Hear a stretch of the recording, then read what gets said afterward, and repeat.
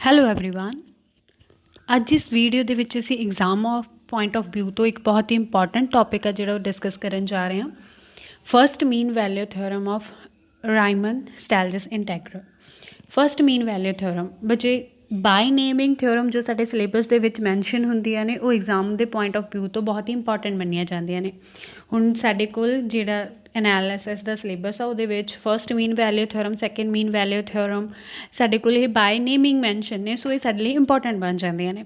ਦੇਖੋ ਇਹਦਾ ਸਾਡੇ ਕੋਲ ਸਟੇਟ ਐਂਡ ਪ੍ਰੂਫ ਆ ਜਾਂਦਾ। ਸੋ ਪਹਿਲਾਂ ਅਸੀਂ ਸਟੇਟਮੈਂਟ ਦੇਖਦੇ ਹਾਂ ਕਿ ਸਟੇਟਮੈਂਟ ਕੀ ਆ, ਫਿਰ ਉਸ ਤੋਂ ਬਾਅਦ ਅਸੀਂ ਇਹਦਾ ਪ੍ਰੂਫ ਸਟਾਰਟ ਕਰਾਂਗੇ।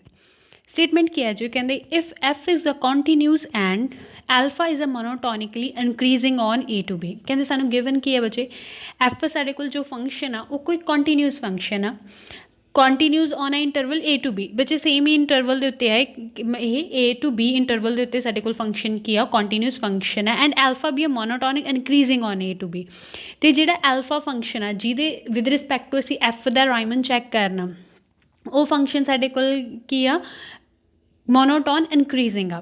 Then there exist a number xi in a to B. ਕਹਿੰਦੇ ਫਿਰ ਉੱਥੇ ਕੋਈ ਨਾ ਕੋਈ ਨੰਬਰ ਇੱਕ ਐਗਜ਼ਾਈ ਏ ਤੋਂ ਬੀ ਇਸ ਇੰਟਰਵਲ ਦੇ ਵਿੱਚ ਕੋਈ ਇੱਕ ਨੰਬਰ ਇਹੋ ਜਿਹਾ ਐਗਜ਼ਿਸਟ ਕਰਦਾ ਹੋਏਗਾ ਸੱਚ ਦੈਟ ਕਿ ਇਹ ਰਿਜ਼ਲਟ ਹੋਲਡ ਕਰੇਗਾ। A to B F D alpha integral equal to ਕਿਹਦੇ ਹੋਏਗਾ, f of xi bracket alpha B minus alpha of a. ਇਹ ਰਿਜ਼ਲਟ ਅਸੀਂ ਨੇ ਹੋਲਡ ਕਰਾਉਣਾ ਕਿ ਹਾਂਜੀ ਇਹ ਇਨਕੁਐਲਿਟੀ ਹੈ ਜਾਂ ਇਕੁਐਲਿਟੀ ਸਾਡੇ ਕੋਲ ਕੀ ਕਰਦੀ ਹੋਏਗੀ, ਹੋਲਡ ਕਰਦੀ ਹੋਏਗੀ।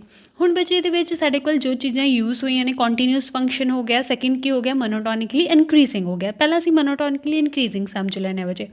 ਮੋਨੋਟੋਨਿਕਲੀ ਇਨਕਰੀਜ਼ਿੰਗ ਸਾਡੇ ਕੋਲ ਫੰਕਸ਼ਨ ਕੀ ਹੁੰਦਾ, ਜਿਵੇਂ ਹੁਣ ਕੋਈ ਇੰਟਰਵਲ ਆ ਏ ਟੂ ਬੀ ਇੰਟਰਵਲ ਦੇ ਵਿੱਚ ਇਹਨਾਂ ਨੇ ਫੰਕਸ਼ਨ ਕਿਹਾ ਮੋਨੋਟੋਨਿਕਲੀ ਇਨਕਰੀਜ਼ਿੰਗ।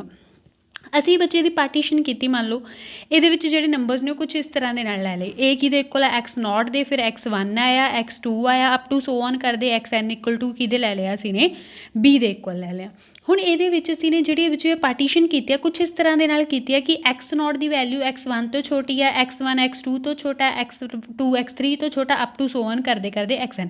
ਇਨਕੁਐਲਿਟੀ ਨਾਲ ਲੈ ਲਓ ਕਿ ਹਾਂਜੀ ਮੇ ਬੀ ਇਕੁਅਲ ਹੋ ਸਕਦੇ ਆ। ਵੈਸੇ ਤਾਂ ਨੋਨ ਓਵਰਲੈਪਿੰਗ ਹੀ ਅਸੀਂ ਨੇ ਜਿਹੜੇ ਪਿਕ ਕੀਤੇ ਹੁੰਦੇ ਆ ਕਿ ਉਹਦੀ ਪਾਰਟੀਸ਼ਨ ਆ, ਬਸ ਅਸੀਂ ਇਹ ਕਿਹਾ ਕਿ ਸਮਝਾਉਣ ਦੇ ਲਈ ਕਿ ਹਾਂਜੀ ਇਕੁਐਲਿਟੀ ਹੈਗੀ। ਜੇ ਨਹੀਂ ਵੀ ਇਨਕੁਐਲਿਟੀ ਬੱਚੇ ਸਟ੍ਰਿਕਟਲੀ ਉਹ ਸਿੰਬਲ ਲੱਗ ਜਾਏਗਾ ਕਿ ਸਟ੍ਰਿਕਟਲੀ ਇਨਕਰੀਜ਼ਿੰਗ ਆ, ਦੈਟਸ ਉਹ ਨਹੀਂ ਮੈਟਰ ਵੀ ਸਾਡੇ ਕੋਲ ਸਟ੍ਰਿਕਟਲੀ ਲੈ ਰਹੇ ਹਾਂ ਜਾਂ ਮੋਨੋਟੋਨਿਕਲੀ ਇਨਕਰੀਜ਼ਿੰਗ ਲੈ ਰਹੇ ਹਾਂ। ਕਹਿੰਦੇ ਜੇਕਰ ਇਹ ਨੰਬਰ ਵਿੱਚ ਲੈਸ ਦੈਨ ਦੀ ਫਾਰਮ 'ਚ ਨੇ ਤਾਂ ਜਦੋਂ ਅਸੀਂ ਫੰਕਸ਼ਨ ਅਪਲਾਈ ਕੀਤਾ, ਜਿਵੇਂ ਐਫ ਐਕਸ ਨੋਟ 'ਤੇ ਫੰਕਸ਼ਨ ਅਪਲਾਈ ਕਰਨ ਤੋਂ ਬਾਅਦ ਜੋ ਵੈਲਿਊਜ਼ ਆਉਣਗੀਆਂ F X naught, F X 1 at a point X 2, F X 2 up to so on, ਤਾਂ ਇਹਨਾਂ ਦੇ ਵਿੱਚ ਵੀ ਇਹੀ ਇਨਕੁਐਲਿਟੀ ਜਿਹੜੀ ਰਹਿਣੀ ਚਾਹੀਦੀ ਹੈ ਬੱਚੇ। ਇਸ ਦਾ ਮਤਲਬ ਐਫ ਐਕਸ ਨੋਟ ਦੀ ਵੈਲਿਊ ਐਫ ਐਕਸ 1 ਤੋਂ ਛੋਟੀ ਹੋਣੀ ਚਾਹੀਦੀ, ਐਕਸ 1 ਤੋਂ ਛੋਟੀ ਹੋਣੀ ਚਾਹੀਦੀ ਆ। ਐਫ ਐਕਸ 1 ਦੀ ਵੈਲਿਊ ਐਫ ਐਕਸ 2 ਤੋਂ ਛੋਟੀ ਹੋਣੀ ਚਾਹੀਦੀ ਹੈ, ਮਤਲਬ ਕਿ ਸੇਮ ਸਿੰਬਲ ਰਹੇਗਾ। ਜੇਕਰ ਉਹ ਵੈਲਿਊ ਲੈਸ ਦੈਨ ਦੀ ਫਾਰਮ 'ਚ ਸੀ ਤਾਂ ਇਹ ਸਾਡੇ ਕੋਲ ਵੀ ਕੀ ਹੋਣੀ ਹੈ, ਲੈਸ ਦੈਨ ਦੀ। ਸਿੱਧਾ ਬੱਚੇ ਇਨਕਰੀਜ਼ਿੰਗ ਦਾ ਮਤਲਬ ਕੀ ਹੁੰਦਾ, ਜੇ ਅਸੀਂ ਉੱਪਰ ਨੂੰ ਵੱਧਦੇ ਜਾ ਰਹੇ ਹਾਂ ਤਾਂ ਉਹਦੇ ਨਾਲ ਜਿਹੜਾ ਫੰਕਸ਼ਨ ਆ ਉਹਦਾ ਬਿਹੇਵ ਵੀ ਸੇਮ ਰਹੇਗਾ, ਉਹ ਵੀ ਇਨਕਰੀਜ਼ਿੰਗ ਫਾਰਮ ਦੇ ਵਿੱਚ ਹੋਣਾ ਚਾਹੀਦਾ। ਕਰਵ ਕੁਛ ਇਸ ਤਰ੍ਹਾਂ ਦੇ ਨਾਲ ਬਣਨੀ ਚਾਹੀਦੀ ਆ ਜੋ ਇਨਕਰੀਜ਼ ਹੀ ਕਰਦੀ ਰਹੇ, ਡਿਕਰੀਜ਼ ਨਹੀਂ ਕਰਨੀ ਚਾਹੀਦੀ। ਡਿਕਰੀਜ਼ਿੰਗ ਕਰਵ ਕੀ ਹੋਏਗੀ, ਜਿਵੇਂ ਜਿਵੇਂ ਅਸੀਂ ਐਕਸ ਨੂੰ ਵਧਾਈ ਜਾ ਰਹੇ ਹੁੰਦੇ ਹਾਂ ਤਾਂ ਜਿਹੜੀ ਇਹ ਫੰਕਸ਼ਨ ਦੀ ਵੈਲਿਊ ਆ ਉਹ ਕੀ ਹੋਈ ਜਾਏਗੀ, ਡਿਕਰੀਜ਼ ਹੋਈ ਜਾਏਗੀ, ਛੋਟੀ ਹੋਈ ਜਾਏਗੀ। ਉਹ ਕੀ ਹੁੰਦਾ, ਡਿਕਰੀਜ਼ਿੰਗ ਫੰਕਸ਼ਨ। ਠੀਕ, ਹੁਣ ਬੱਚੇ ਕਹਿੰਦੇ ਦੇਅਰ ਐਗਜ਼ਿਸਟ। ਹੁਣ ਅਸੀਂ ਨੇ ਪ੍ਰੂਫ ਸਟਾਰਟ ਕਰਨਾ, ਜਿਹੜਾ ਇਹਦੇ ਵਿੱਚ ਮੇਨ ਸੀਗਾ ਅਸੀਂ ਨੇ ਡਿਸਕਸ ਕਰ ਲਿਆ ਕਿ ਮੋਨੋਟੋਨ ਫੰਕਸ਼ਨ ਸਾਨੂੰ ਗਿਵਨ ਹੈ। ਇਸ ਦਾ ਮਤਲਬ ਸਾਡੇ ਕੋਲ ਜੇਕਰ ਏ ਬੀ ਤੋਂ ਲੈਸ ਆ ਤਾਂ ਅਸੀਂ ਕਹਿ ਸਕਦੇ ਹਾਂ ਕਿ Alpha of A the value we alpha B ਤੋਂ ਕੀ ਹੋਏਗੀ, ਲੈਸ ਹੋਏਗੀ, ਜਿਹਦਾ ਅਸੀਂ ਅੱਗੇ ਕਿਤੇ ਜਾ ਕੇ ਯੂਜ਼ ਕਰਾਂਗੇ। ਮੇਨ ਦੁਬਾਰਾ ਇੱਕ ਵਾਰੀ ਫਿਰ ਸਟੇਟਮੈਂਟ ਸਮਝ ਲੈਣਾ ਬੱਚੇ ਕੀ ਕਹਿ ਰਿਹਾ। ਕਹਿੰਦੇ ਐਫ ਕੋਈ ਇੱਕ ਕੰਟੀਨਿਊਸ ਫੰਕਸ਼ਨ ਆ ਕਿਸੇ ਏ ਬੀ ਇੰਟਰਵਲ ਦੇ ਉੱਤੇ। ਸੈਕਿੰਡ ਐਲਫਾ ਫੰਕਸ਼ਨ ਜਿਹੜਾ ਗਿਵਨ ਆ ਉਹ ਮੋਨੋਟੋਨਿਕਲੀ ਇਨਕਰੀਜ਼ਿੰਗ ਆ ਉਸੇ ਏ ਬੀ ਇੰਟਰਵਲ ਦੇ ਉੱਤੇ। ਦੈਨ ਪ੍ਰੂਵ ਕਰਨਾ ਕਿ ਕੋਈ ਇੱਕ ਐਗਜ਼ਾਈ ਨੰਬਰ ਇਹੋ ਜਿਹਾ ਐਗਜ਼ਿਸਟ ਕਰੇਗਾ ਇਸ ਏ ਬੀ ਇੰਟਰਵਲ ਦੇ ਵਿੱਚ ਸੱਚ ਦੈਟ ਉਹਦੇ ਲਈ ਆਹ ਵਾਲੀ ਚੀਜ਼ ਆ ਜਿਹੜੀ ਉਹ ਹੋਲਡ ਕਰਦੀ ਹੋਏਗੀ। Integration A to B F D alpha, ਮਤਲਬ ਐਫ ਦੀ integration with respect to alpha a ਤੋਂ ਲੈ ਕੇ ਬੀ ਤੱਕ ਇਕੁਅਲ ਟੂ ਕਿਹਦੇ ਹੋਏਗੀ, f of xi into alpha B minus alpha of a ਦੇ ਇਕੁਅਲ ਹੋਏਗੀ। ਇਹ ਚੀਜ਼ ਅਸੀਂ ਨੇ ਪ੍ਰੂਵ ਕਰਨੀ। ਹੁਣ ਪ੍ਰੂਫ ਦੇ ਲਈ ਬੱਚੇ ਅਸੀਂ ਸਟਾਰਟ ਕਰਦੇ ਹਾਂ। ਦੇਖੋ ਜੇਕਰ ਐਲਫਾ ਏ ਐਲਫਾ ਬੀ ਦੇ ਇਕੁਅਲ ਹੋਇਆ ਫਿਰ ਤਾਂ ਜ਼ੀਰੋ ਹੀ ਹੋ ਜਾਏਗਾ, ਉਹਦੇ ਲਈ ਸਾਡੇ ਕੋਲ ਕੋਈ ਰਿਜ਼ਲਟ ਪ੍ਰੂਫ ਕਰਨ ਨੂੰ ਨਹੀਂ ਬਚੇਗਾ। ਸੋ ਅਸੀਂ ਸਿਰਫ ਉਹ ਚੈੱਕ ਕਰਦੇ ਹਾਂ ਜਦੋਂ ਇਕੁਐਲਿਟੀ ਨਾ ਹੋਵੇ, ਮਤਲਬ ਕਿ ਸਭ ਤੋਂ ਪਹਿਲਾਂ ਅਸੀਂ ਲੈਟ ਕੀਤਾ ਕੀ ਬੱਚੇ ਕਹਿੰਦੇ ਜਿਹੜੀ ਅਸੀਂ ਇਕੁਐਲਿਟੀ ਤੱਕ ਪਹੁੰਚਣਾ ਉਹਦੇ ਲਈ ਰਾਈਮਨ ਦੇ ਥਰੂ ਹੁੰਦੇ ਜਾਵਾਂਗੇ। ਸਭ ਤੋਂ ਪਹਿਲਾਂ ਅਸੀਂ ਲੈਟ ਕੀਤਾ ਕਿ ਜਿਹੜੀ ਐਮ ਆ ਸਮਾਲ ਐਮ ਉਹ ਕੀ ਹੈ, ਇਨਫੀਮਮ ਆਫ ਐਫ ਐਕਸ। ਜਿਹੜਾ ਫੰਕਸ਼ਨ ਹੈ ਐਫ ਉਸਦੀ ਏ ਬੀ ਇੰਟਰਵਲ ਦੇ ਵਿੱਚ ਅਸੀਂ ਨੇ ਕੀ ਲੈ ਲਈ ਬੱਚੇ, ਇਨਫੀਮਮ ਲੈ ਲਈ। Of F X. Capital M की है ਇਹਦੀ ਸੁਪਰੀਮਮ। देखो इनफीमम ਤੇ ਸੁਪਰੀਮਮ ਜੇਕਰ ਕਿਸੇ ਨੂੰ ਨਹੀਂ ਪਤਾ ਬੱਚੇ ਤਾਂ ਉਹਦਾ ਮਤਲਬ ਅਸੀਂ ਜਿਵੇਂ ਕਹਿ ਲਈਏ ਜਿਵੇਂ ਫੋਰ ਐਗਜ਼ਾਮਪਲ ਐਫ ਐਕਸ ਸਾਡੇ ਕੋਲ ਕੀ ਆ ਫੰਕਸ਼ਨ ਐਕਸ ਆ ਕਿਸੇ ਇੰਟਰਵਲ ਦੇ ਵਿੱਚ 0 ਤੋਂ 1 ਇੰਟਰਵਲ। ਦੇਖੋ ਮੈਂ ਪਾਰਟੀਸ਼ਨ ਵਗੈਰਾ ਨਹੀਂ ਕਰ ਰਹੀ, ਸਿੰਪਲ ਇਸੇ ਇੰਟਰਵਲ ਦੇ ਵਿੱਚ ਤੁਹਾਨੂੰ ਇਨਫੀਮਮ ਤੇ ਸੁਪਰੀਮਮ ਦੱਸ ਰਹੀ ਹਾਂ। ਦੇਖੋ ਜੇਕਰ ਫੰਕਸ਼ਨ ਇਨਕਰੀਜ਼ਿੰਗ ਆ, ਸਿੰਪਲੀ ਆ ਫੰਕਸ਼ਨ ਕੀ ਆ ਇਨਕਰੀਜ਼ਿੰਗ ਆ। ਜੇਕਰ ਬੱਚੇ ਸਾਨੂੰ ਐਕਸ ਨੂੰ 1 ਭਰਾਂਗੇ ਤਾਂ ਫੰਕਸ਼ਨ ਦੀ ਵੈਲਿਊ ਵੀ 1, 2 ਭਰੋਗੇ 2, ਇਨਕਰੀਜ਼ ਕਰਦਾ ਜਾ ਰਿਹਾ। ਤਾਂ ਸਿੰਪਲੀ ਜਿਹੜੀ ਇਹਦੀ ਲੋਅਰ ਲਿਮਿਟ ਆ ਜਦੋਂ ਤੁਸੀਂ ਇਹ ਭਰੋਗੇ 0 ਆਨਸਰ ਕੀ ਆਏਗਾ 0। ਜਦੋਂ ਤੁਸੀਂ 1 ਭਰਿਆ 1, ਤਾਂ ਜਦੋਂ ਫੰਕਸ਼ਨ ਦੇ ਵਿੱਚ ਅਸੀਂ ਲੋਅਰ ਛੋਟੀ ਵੈਲਿਊ ਭਰਦੇ ਨੇ ਜੇਕਰ ਫੰਕਸ਼ਨ ਇਨਕਰੀਜ਼ਿੰਗ ਹੋਵੇ ਤਾਂ ਉੱਥੇ ਸਾਨੂੰ ਕੀ ਮਿਲਦੀ ਆ ਉਹਦੀ ਇਨਫੀਮਮ ਮਿਲਦੀ ਹੈ, ਅਤੇ ਜਿਹੜੀ ਉਹਦੀ ਲਾਰਜੈਸਟ ਵੈਲਿਊ ਜੋ ਸੁਪਰੀਮਮ ਵੈਲਿਊ ਆ ਉਹ 'ਤੇ ਸਾਨੂੰ ਕੀ ਆ ਇਹਦੀ ਸੁਪਰੀਮਮ ਮਿਲ ਜਾਂਦੀ ਹੈ। ਮਤਲਬ ਲਾਰਜੈਸਟ ਵੈਲਿਊ 'ਤੇ ਸਾਨੂੰ ਕੀ ਮਿਲ ਜਾਂਦੀ ਹੈ ਇਹਦੀ ਸੁਪਰੀਮਮ ਜੇਕਰ ਫੰਕਸ਼ਨ ਇਨਕਰੀਜ਼ਿੰਗ ਆ। ਜੇਕਰ ਡਿਕਰੀਜ਼ਿੰਗ ਹੋਵੇ ਬੱਚੇ ਤਾਂ ਆਪੋਜ਼ਿਟ ਮਿਲ ਜਾਂਦੀ ਹੈ। ਅਸੀਂ ਲੈਟ ਕੀਤਾ ਕਿ ਜਿਹੜੀ ਸਮੋਲ ਐਮ ਆ ਉਹ ਇਨਫੀਮਮ ਆ ਐਫ ਐਕਸ ਦੀ ਕਿਸ ਇੰਟਰਵਲ ਦੇ ਵਿੱਚ, ਏ ਬੀ ਇੰਟਰਵਲ ਦੇ ਵਿੱਚ, ਅਤੇ ਕੈਪੀਟਲ ਐਮ ਕੀ ਹੈ ਸੁਪਰੀਮਮ ਆ ਇਸੇ ਏ ਬੀ ਇੰਟਰਵਲ ਦੇ ਵਿੱਚ। ਜੇ ਬੱਚੇ ਇਨਫੀਮਮ ਅਤੇ ਸੁਪਰੀਮਮ ਆ, ਦੇਖੋ ਅਗੇਨ ਆਪਾਂ ਉਹੀ ਕੰਸੈਪਟ, ਜੇ ਇਨਫੀਮਮ ਆ ਇਸ ਦਾ ਮਤਲਬ ਉਹ ਸਭ ਤੋਂ ਛੋਟੀ ਵੈਲਿਊ ਆ, ਅਤੇ ਜਿਹੜੀ ਸੁਪਰੀਮਮ ਆ ਇਸ ਦਾ ਮਤਲਬ ਉਹ ਸਭ ਤੋਂ ਵੱਡੀ ਵੈਲਿਊ ਆ। ਅਤੇ ਇਸ ਤੋਂ ਬਿਨਾਂ ਜਿਹੜੀਆਂ ਵੀ ਵੈਲਿਊਜ਼ ਹੋਰ ਤੁਸੀਂ ਇਹਦੇ ਵਿੱਚੋਂ ਲੈ ਕੇ ਭਰੋਗੇ ਏ ਬੀ ਇੰਟਰਵਲ ਦੇ ਵਿੱਚੋਂ ਹੋਰ ਜਿਹੜੀ ਵੀ ਪੁਆਇੰਟ ਦੇ ਉੱਤੇ ਵੈਲਿਊ ਚੈੱਕ ਕਰੋਗੇ ਉਹ ਵੈਲਿਊ ਇਹਨਾਂ ਦੋਨਾਂ ਵੈਲਿਊਜ਼ ਦੇ ਵਿੱਚ ਹੀ ਰਹੇਗੀ, ਕਿਉਂਕਿ ਬੱਚੇ ਆਹੀ ਸਭ ਤੋਂ ਛੋਟੀ ਵੈਲਿਊ ਆ ਸਾਡੇ ਕੋਲ ਸਭ ਤੋਂ ਵੱਡੀ ਵੈਲਿਊ। ਇਸ ਦਾ ਮਤਲਬ ਜੇਕਰ ਇਹਦੇ ਵਿੱਚੋਂ ਕੋਈ ਹੋਰ ਪੁਆਇੰਟ ਲੈ ਕੇ ਫਿਲ ਕਰਦੇ ਹੋ ਫੰਕਸ਼ਨ ਦੇ ਉਹ 'ਤੇ ਅਪਲਾਈ ਕਰਦੇ ਹੋ ਤਾਂ ਆਨਸਰ ਕੀ ਰਹੇਗਾ, ਜਾਂ ਤਾਂ ਸਾਡੇ ਕੋਲ ਇਨਫੀਮਮ ਅਤੇ ਸੁਪਰੀਮਮ ਦੇ ਕੀ ਰਹੇਗਾ ਵਿੱਚ ਰਹੇਗਾ, ਇਨਫੀਮਮ ਅਤੇ ਸੁਪਰੀਮਮ ਦੇ ਵਿੱਚ। ਸੋ ਅਸੀਂ ਬਣਾ ਸਕਦੇ ਹਾਂ ਇਨਕੁਐਲਿਟੀ ਬਣਾ ਸਕਦੇ ਹਾਂ ਕਿ ਜਿਹੜੀ ਸਮੋਲ ਐਮ ਆ ਉਹ ਲੈਸ ਦੈਨ ਇਕੁਅਲ ਟੂ ਕੀ ਆ F of X which is less than equal to capital M. ਹੁਣ ਇੱਥੇ ਵਿੱਚ ਜਿਹੜੀ ਐਕਸ ਲਈ ਆ ਉਹ ਕਹਿੰਦੇ ਕੋਈ ਵੀ ਹੋ ਸਕਦਾ for all X A to B, ਕੋਈ ਵੀ ਇਹੋ ਜਿਹਾ ਪੁਆਇੰਟ ਜੋ ਅਸੀਂ ਏ ਬੀ ਇੰਟਰਵਲ ਦੇ ਵਿੱਚੋਂ ਲਵਾਂਗੇ ਉਹਦੇ ਲਈ ਇਨਕੁਐਲਿਟੀ ਕੀ ਕਰੇਗੀ, ਹੋਲਡ ਕਰੇਗੀ। ਸੇਮ ਇਸੇ ਹੁਣ ਜਿਹੜੀ ਇਨਕੁਐਲਿਟੀ ਉਹਦੇ ਇੰਟੈਗਰਲ ਵਿੱਚ ਸੇਮ ਚੀਜ਼ ਅਸੀਂ ਅਪਲਾਈ ਕਰ ਰਹੇ ਹਾਂ ਤਿੰਨਾਂ 'ਤੇ। ਸੋ ਇਨਕੁਐਲਿਟੀ ਨੂੰ ਫਰਕ ਨਹੀਂ ਪੈਗਾ, ਇੰਟੈਗਰਲ ਅਪਲਾਈ ਕੀਤਾ A to B M D with respect to alpha, A to B with respect to alpha integration, A to B with respect to alpha integration. ਦੇਖੋ ਜਿਹੜੀ ਐਮ ਆ ਅਤੇ ਕੈਪੀਟਲ ਐਮ ਆ, small M ਅਤੇ capital M, ਇਹ ਤਾਂ ਸਾਡੇ ਕੋਲ ਕੀ ਨੇ ਕੌਨਸਟੈਂਟ ਨੇ। ਜੇਕਰ ਕੌਨਸਟੈਂਟ ਨੇ ਬੱਚੇ ਤਾਂ ਇਹ ਬਾਹਰ ਆ ਜਾਣਗੇ, ਇੰਟੀਗ੍ਰੇਸ਼ਨ ਕਿਹਦੀ ਹੋਏਗੀ ਜਿਹਦੇ ਵਿਦ ਰਿਸਪੈਕਟ ਟੂ ਅਸੀਂ ਕਰ ਰਹੇ ਹਾਂ। ਤਾਂ ਸਮੋਲ ਐਮ ਬਾਹਰ ਆ ਗਿਆ, ਇੰਟੀਗ੍ਰੇਸ਼ਨ ਕਿਹਦੇ ਵਿਦ ਰਿਸਪੈਕਟ ਟੂ ਰਹਿ ਗਈ ਐਲਫਾ ਦੇ, A to B F X D L. ਬੱਚੇ ਇੱਥੇ ਐਫ ਫੰਕਸ਼ਨ ਸਾਡੇ ਕੋਲ ਅਗੇਨ ਉਹਦੇ ਬਾਰੇ ਨਹੀਂ ਪਤਾ, ਦੇਖੋ ਪ੍ਰੂਫ 'ਚ ਵੀ ਸਾਨੂੰ ਇਹੀ ਚਾਹੀਦਾ A to B F D alpha, ਤਾਂ ਇਹਨੂੰ ਐਜ਼ ਇਟ ਇਜ਼, ਅਤੇ ਇਹਦੇ ਵਿੱਚ ਕੈਪੀਟਲ ਐਮ ਆ ਜਿਹੜਾ ਕੌਨਸਟੈਂਟ ਆ ਉਹ ਬਾਹਰ ਕਰ ਲਿਆ ਇੰਟੀਗ੍ਰੇਸ਼ਨ। ਹੁਣ ਦੇਖੋ ਐਲਫਾ ਦੇ ਵਿਦ ਰਿਸਪੈਕਟ ਟੂ ਅੰਦਰ ਉਹਦਾ ਐਲਫਾ ਦਾ ਡੈਰੀਵੇਟਿਵ ਪਿਆ ਡੀ ਐਲਫਾ, ਅਤੇ ਬਾਹਰ ਉਸ ਸਾਡੇ ਕੋਲ ਕੀ ਇੰਟੀਗ੍ਰੇਸ਼ਨ, ਤਾਂ ਸਿੰਪਲ ਇੰਟੀਗ੍ਰੇਸ਼ਨ ਕੀ ਆ ਜਾਏਗੀ ਐਲਫਾ ਦੇ ਵਿੱਚ ਕੀ ਆ upper limit minus lower limit, ਤਾਂ upper limit minus lower limit put ਕਰਾਂਗੇ ਵਿੱਚ ਇਹ ਕੀ ਬਣ ਜਾਏਗਾ alpha of b minus alpha of a. ਇਹਨੂੰ ਐਜ਼ ਇਟ ਇਜ਼ ਸਿਮਿਲਰ ਇੱਧਰ ਵੀ ਅਸੀਂ ਇੰਟੀਗ੍ਰੇਸ਼ਨ ਕਰਤੀ ਤਾਂ ਇਹ ਬਣ ਗਿਆ ਸਾਡੇ ਕੋਲ alpha B minus alpha of a. ਦੇਖੋ ਇੱਥੋਂ ਬਾਅਦ ਹੁਣ ਕੀ ਕਰਨਾ ਬੱਚੇ, ਜਿਹੜੀ ਆ ਸਟੇਟਮੈਂਟ ਦੇ ਵਿੱਚ ਆ ਦਿੱਤਾ ਹੋਇਆ ਐਲਫਾ ਇਜ਼ ਅ ਮੋਨੋਟੋਨ ਇਨਕਰੀਜ਼ਿੰਗ, ਇਹਦਾ ਯੂਜ਼ ਕਰਾਂਗੇ। ਦੇਖੋ ਜੇਕਰ ਮੋਨੋਟੋਨਿਕ ਇਨਕਰੀਜ਼ਿੰਗ ਆ ਤਾਂ ਅਸੀਂ ਲੈਟ ਕੀਤਾ, ਕਹਿੰਦਾ ਜੇ ਏ ਦੀ ਵੈਲਿਊ ਸਾਡੇ ਕੋਲ ਦੇਖੋ ਏ ਬੀ ਇੰਟਰਵਲ ਆ, ਏ ਅਤੇ ਬੀ, ਏ ਦੀ ਵੈਲਿਊ ਬੀ ਤੋਂ ਲੈਸ ਆ, ਇਸ ਦਾ ਮਤਲਬ Alpha of A the value ਕੀ ਹੋਏਗੀ ਐਲਫਾ ਆਫ ਬੀ ਤੋਂ ਲੈਸ ਹੋਏਗੀ। ਜੇਕਰ ਬੱਚੇ Alpha of A the value Alpha B ਤੋਂ ਲੈਸ ਆ, ਐਲਫਾ ਏ ਨੂੰ ਉੱਧਰ ਲੈ ਜਾਓ, ਇਹ ਕੀ ਬਣ ਜਾਏਗਾ 0 is less than alpha B minus alpha of a. ਇਸ ਦਾ ਮਤਲਬ ਬੱਚੇ ਜਿਹੜਾ ਐਲਫਾ ਬੀ ਆ ਮਾਈਨਸ ਐਲਫਾ ਆਫ ਏ ਆ ਪਿਆ ਉਰੇ, ਇਹਦੀ ਵੈਲਿਊ 0 ਤੋਂ ਵੱਡੀ ਹੈ, 0 ਨਹੀਂ ਹੈਗਾ। ਜੇਕਰ ਕੋਈ ਟਰਮ ਸਾਡੇ ਕੋਲ 0 ਨਹੀਂ ਹੁੰਦੀ ਤਾਂ ਅਸੀਂ ਉਹਨੂੰ ਕੀ ਲੈ ਜਾ ਸਕਦੇ, ਫਰੈਕਸ਼ਨ ਦੀ ਫਾਰਮ 'ਚ ਲਿਜਾ ਸਕਦੇ, ਕੋਸ਼ੈਂਟ ਬਣਾ ਸਕਦੇ ਹਾਂ। ਇਸ ਦਾ ਮਤਲਬ ਜਿਹੜੀ ਇਹ ਟਰਮ ਉਰੇ ਪਈ ਆ ਜੇਕਰ ਇਹ 0 ਨਹੀਂ ਹੈਗੀ ਤਾਂ ਬੱਚੇ ਇਹਨੂੰ ਅਸੀਂ ਡਿਵਾਈਡ ਦੀ ਫਾਰਮ 'ਚ ਲਿਖ ਸਕਦੇ ਹਾਂ, 1 ਅਪੋਨ ਦਿਸ ਟਰਮ ਦੀ ਫਾਰਮ 'ਚ ਲਿਖ ਸਕਦੇ ਹਾਂ। ਤਾਂ ਅਗਲਾ ਸਟੈਪ ਅਸੀਂ ਨੇ ਕੀ ਕਿਹਾ, ਕਹਿੰਦੇ ਜਿਹੜੀ ਸਾਡੇ ਕੋਲ ਆ ਬਣੀ ਟਰਮ ਬਣੀ ਆ, ਇਹਦੇ ਵਿੱਚ ਜਿਹੜੀ ਆ ਸਾਡੇ ਕੋਲ ਆ ਟਰਮ ਬਣੀ ਆ, ਇਹਨੂੰ ਕੀ ਕੀਤਾ ਸਾਰੀ ਦੀ ਨੂੰ alpha B minus alpha a ਦੇ ਨਾਲ ਡਿਵਾਈਡ, ਇਹਨੂੰ ਵੀ ਬੱਚੇ alpha B minus alpha a ਦੇ ਨਾਲ ਡਿਵਾਈਡ, ਇਹਨੂੰ ਵੀ alpha B minus alpha of a ਦੇ ਨਾਲ ਡਿਵਾਈਡ ਕੀਤਾ। ਤਾਂ ਕੈਂਸਲ ਹੋ ਗਏ ਬੱਚੇ, ਸਿੰਪਲੀ ਆ ਇਹਦੇ ਅਪੋਨ ਦੀ ਫਾਰਮ 'ਚ ਆ ਜਾਏਗਾ ਅਤੇ ਇੱਧਰੋਂ ਵੀ ਆਹ ਕੈਂਸਲ ਹੋ ਜਾਏਗਾ। ਸੋ ਦੇਖੋਗੇ ਨੈਕਸਟ 'ਤੇ ਸਾਡੇ ਕੋਲ ਜਿਹੜੀ ਆ ਉੱਪਰ ਬਣਿਆ ਹੋਇਆ ਪਾਰਟ ਸੀਗਾ ਇਹਨੂੰ ਅਸੀਂ ਇਸ ਤਰ੍ਹਾਂ ਹੁਣ ਰਿਪਰਜੈਂਟ ਕਰ ਸਕਦੇ ਹਾਂ। ਬੱਚੇ ਇਹਦਾ ਰੀਜ਼ਨ ਸਾਨੂੰ ਇਹ ਦੇਣਾ ਪਏਗਾ ਕਿ ਅਸੀਂ Alpha B minus alpha a ਦੇ ਨਾਲ ਇਹਨੂੰ ਡਿਵਾਈਡ ਕਰ ਸਕਦੇ ਹਾਂ। ਕਿਉਂਕਿ ਜਿਹੜੀ ਉਹ ਟਰਮ ਆ ਉਹ ਨੋਨ ਜ਼ੀਰੋ ਆ।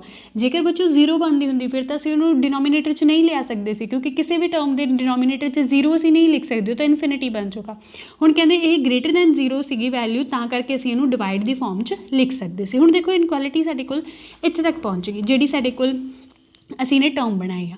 ਹੁਣ ਇਹਦੇ ਵਿੱਚੋਂ ਬੱਚੇ ਜਿਹੜੇ ਇਹਦਾ ਸੈਂਟਰ ਵਾਲਾ ਪੋਰਸ਼ਨ ਆ ਅਸੀਂ ਉਹਨੂੰ ਕੀ ਪੁੱਟ ਕਰ ਰਹੇ ਹਾਂ, ਲੈਮਡਾ ਪੁੱਟ ਕਰ ਰਹੇ ਹਾਂ। ਕਹਿੰਦੇ put 1/α/b minus alpha of a to b fx d alpha is equal to lambda. Lambda put ਕੀਤਾ। ਆਹ ਵਾਲੀ ਇੰਟੈਗਰਲ ਦੇਖੋ ਬੱਚੇ, ਜੇਕਰ ਅਸੀਂ ਰੁਕੋ ਪਹਿਲਾਂ ਅਸੀਂ ਇਹਨੂੰ ਵੀ ਸੋਲਵ ਕਰਦੇ ਹਾਂ। ਆਹ ਵਾਲੀ ਟਰਮ ਨੂੰ ਇੱਧਰ ਰੱਖ ਲਓ ਇੰਟੀਗ੍ਰੇਸ਼ਨ ਨੂੰ, ਅਤੇ ਆ ਜਿਹੜੀ ਇਹਦੀ ਡਿਵਾਈਡ ਦੀ ਫਾਰਮ 'ਚ ਉੱਧਰ ਲੈ ਜਾਓ, ਤਾਂ ਇਹ ਫਾਰਮ ਕੀ ਬਣ ਜਾਏਗੀ, ਕੀ ਟਰਮ ਬਣ ਜਾਏਗੀ a to b f d alpha is equal to lambda alpha B minus alpha of a. ਇਹਨੂੰ ਬੱਚੇ ਫਸਟ ਮਾਰਕ ਕਰਕੇ ਰੱਖ ਲਓ। ਇਹਦਾ ਯੂਜ਼ ਹੁਣ ਸਾਨੂੰ ਪ੍ਰੂਫ ਦੇ ਲਈ ਚਾਹੀਦਾ। ਦੇਖੋ ਪ੍ਰੂਫ ਦੇ ਨਾਲ ਰਿਲੇਟ ਕਰਕੇ ਵੀ ਅਸੀਂ ਇੱਥੇ ਦੇਖ ਸਕਦੇ ਹਾਂ।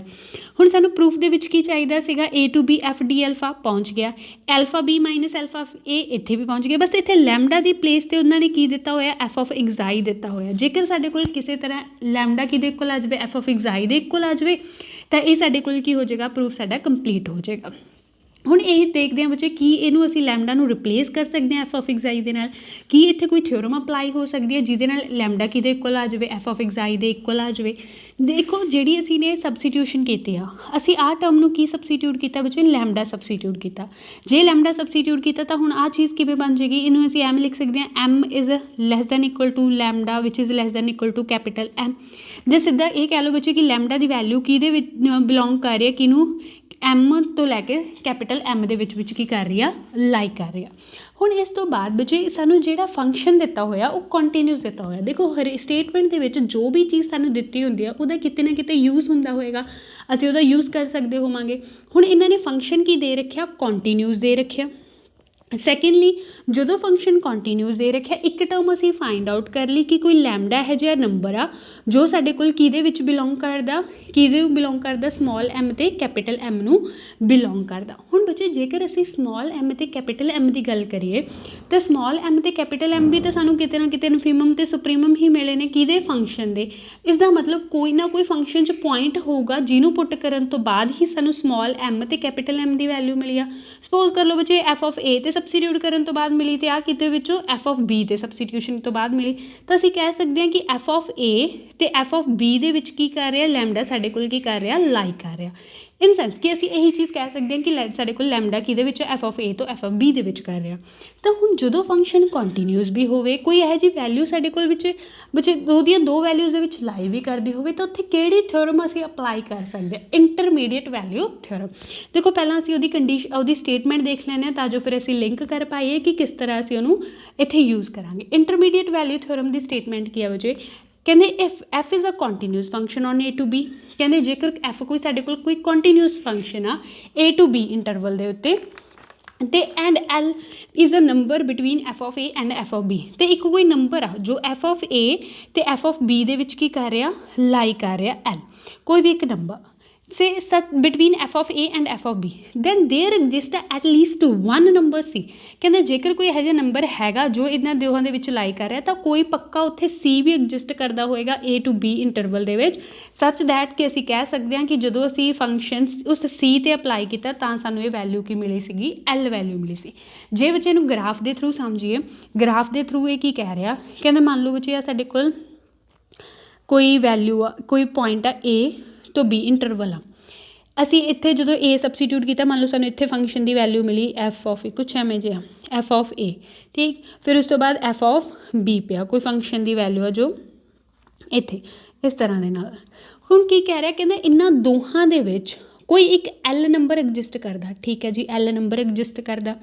ਦੈਨ ਕਹਿੰਦਾ ਇਸ ਏ ਬੀ ਦੇ ਵਿੱਚ ਵੀ ਕੋਈ ਇੱਕ ਸੀ ਨੰਬਰ ਐਗਜ਼ਿਸਟ ਕਰਦਾ ਹੋਏਗਾ। ਕਿਸ ਤਰ੍ਹਾਂ ਦਾ, ਕਿ ਜਦੋਂ ਉਸ ਸੀ ਦੇ ਉੱਤੇ ਐਫ ਆਫ ਸੀ ਪੁੱਟ ਕਰ, ਮਤਲਬ ਫੰਕਸ਼ਨ ਅਪਲਾਈ ਕਰਤਾ ਐਫ ਸੀ, ਤਾਂ ਸਾਨੂੰ ਕੀ ਵੈਲਿਊ ਮਿਲੀ, ਇਹ ਐਲ ਵੈਲਿਊ ਮਿਲੀ। ਇਸ ਦਾ ਮਤਲਬ ਐਫ ਸੀ ਦੀ ਵੈਲਿਊ ਕਿਹਦੇ ਇਕੁਅਲ ਹੋਏਗੀ, ਐਲ ਦੇ ਇਕੁਅਲ ਹੋਏਗੀ। ਜੇ ਸਿੱਧਾ ਅਸੀਂ ਇਹਨੂੰ ਲਿੰਕ ਕਰ ਸਕਦੇ ਹੋਵਾਂਗੇ ਬੱਚੇ। ਇਹ ਹੋ ਗਈ ਸਾਡੀ ਇੰਟਰਮੀਡੀਏਟ ਵੈਲਿਊ ਥਿਓਰਮ।